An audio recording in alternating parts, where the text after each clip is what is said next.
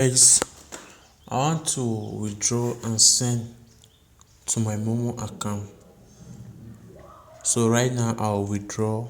I pause the video. When I receive it, I show you guys the proof. Okay, first of all, let me show you my messages in the momo account.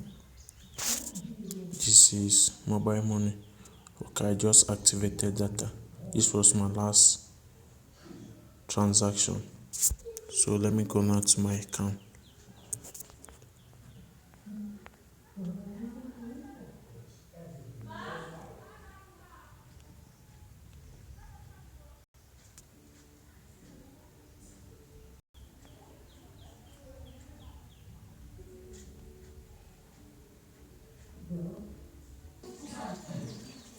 Okay guys, as you can see, this is my account.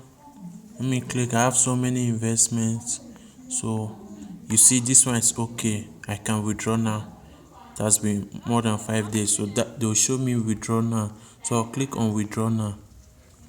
They'll ask me if I would like to send it to my momo money. This cash out means you will receive it in your momo money, or you choose wallet. If you want it to be in the website, I'll choose wallet so that it should be in the website before I send it to my momo. That is it. I withdraw, proceed, trade investment, withdraw to wallet. That is it. So if I come up now,